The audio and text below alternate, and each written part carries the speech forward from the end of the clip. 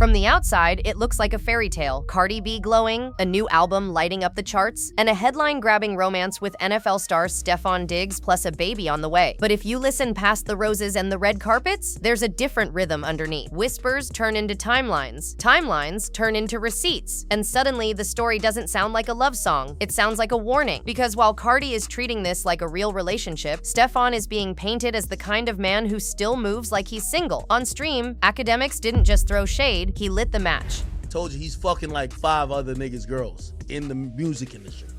This nigga, he's the definition of community dick. Like, he's handing that bitch out. You feel what I'm saying? Now, I want to salute to this man. I'm not trying to cop block at all.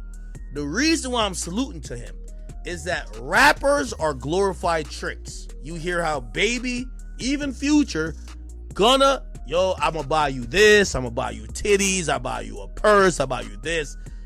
This nigga, real one. He ain't buying shit, and he's putting dick in stomach. He's punching dick in stomach. The most you might get is they already get free tickets to the game. Yeah, you could come to the game and take your little Snapchats, but that's about it. Nothing. No chain, no purse, no car. This ain't Diddy, nigga. All you gonna do is get a wet back, a sore tonsil, and a beat up. All right, let me chill out before they put me on the blog. Claiming Stefon's been mixing with multiple industry women and bragging he's not out here tricking on anybody. No purses, no cars, no I'll buy you this. Just pull up, here's a ticket. And he keeps it moving. The word he used? Community doc. Wild, right? And that's not even the part that makes people sit up. What makes this messy is the timing. Because as the romance headlines got louder, so did the baby rumors, the paternity talk, the court filings. Suddenly fans started doing math no one wanted to do. Dates that overlap, feeds that don't line up, rumors that refuse to die. And through it all, Cardi smiles, unbothered, standing 10 toes down for the man she's chosen. So which version is real? The flowers and castles, or the quiet chaos behind the scenes? Tonight, we're pulling the thread. From the first sparks to the latest claims, from the posts that vanished to the clips that resurfaced, we're laying out what's being said, what's being shown, and what everyone else is too nervous to say out loud. Because the truth here isn't simple, it's twisted, and the next receipt changes everything. It didn't start with fireworks, it started with whispers, late-night sightings, overlapping friend groups, the kind of soft launch that lives in comments and close friends stories. By the time holiday season rolled around, people were already stitching clips together. The same cities, the same nights, the same coincidences. Then spring hit and the quiet turned loud. After-party chatter, courtside cameos, those blink and you'll miss it moments where you swear you see the same watch, the same jacket, the same smile across the room. One day, the timeline wakes up and it's not just a rumor anymore, it's a vibe. Cardi glows a little brighter, Stefon pops up a little closer, and the internet, of course, does what it always does.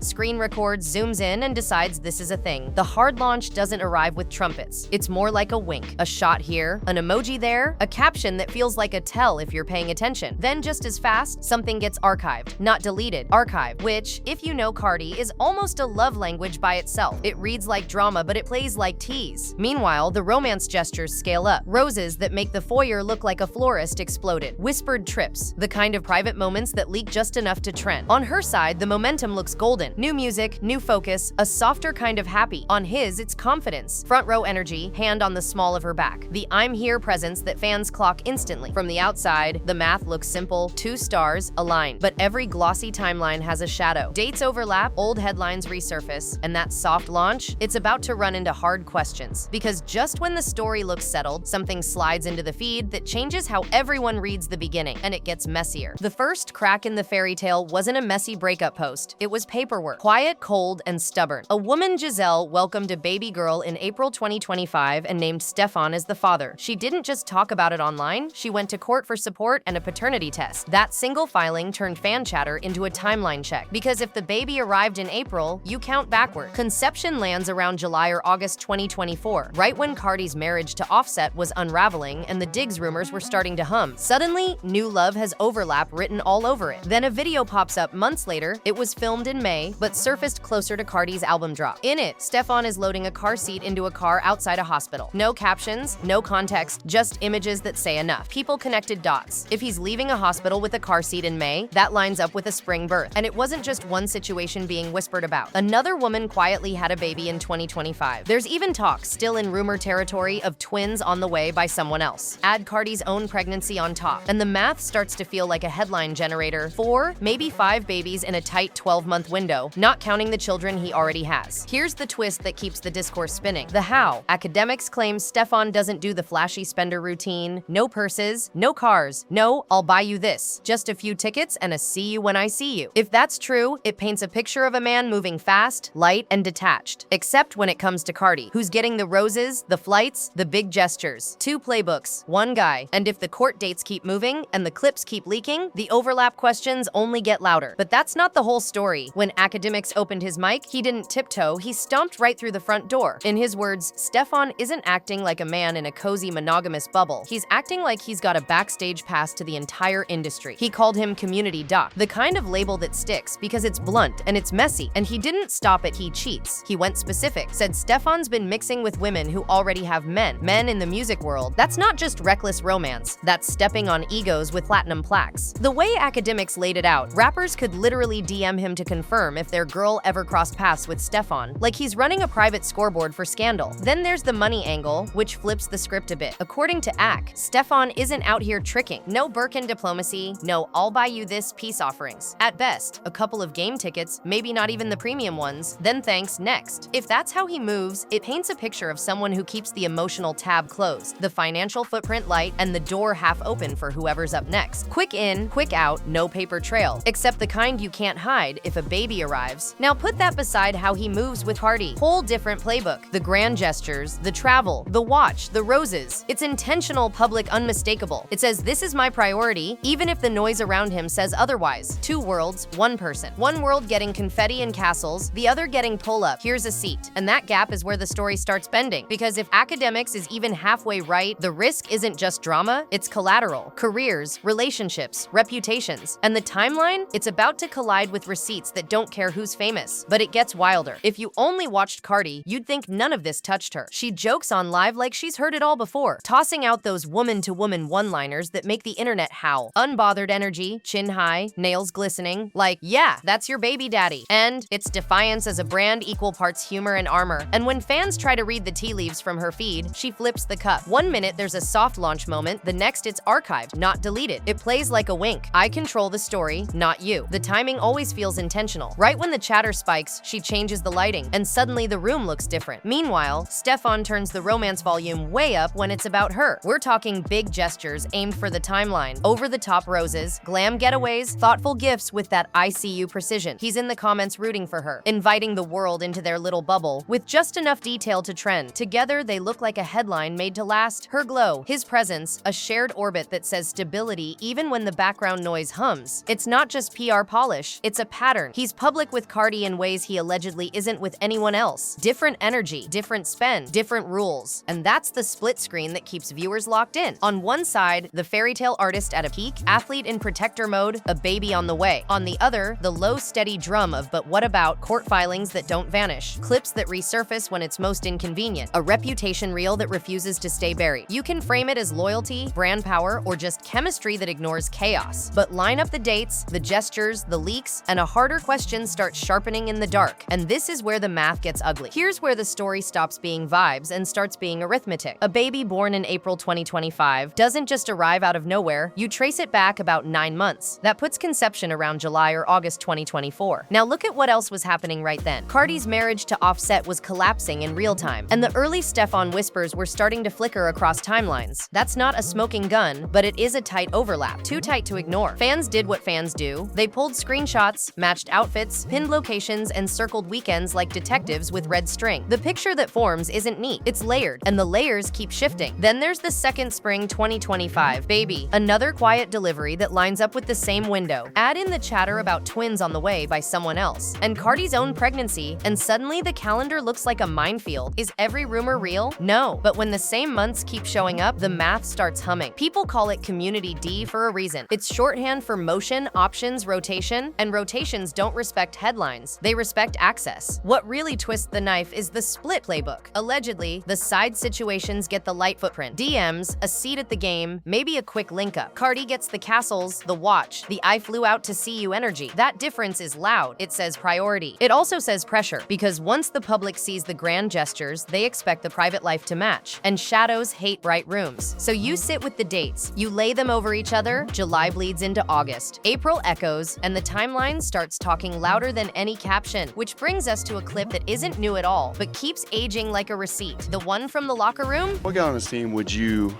least like to date your sister? What the hell? Diggs. Why Diggs? Man, no. We're gonna leave it like that. It's not new, but it hits every time it reappears on the feed. A locker room Q&A where players are asked which teammate they'd least want dating their sister. Laughter, side eyes, zero hesitation, Diggs. No long speeches, just knowing looks and quick reasons like too wild, too unpredictable, not bringing him home. What guy on this team would you least like to date your sister? Oh, Stefon Diggs. Why Diggs? He's crazy. He's just outrageous. Don't know what he's gonna say. Just don't know what to expect every day. So, What guy on this team would you least like to date your sister? At least I should date my sister, Diggs. 100%. Why Diggs?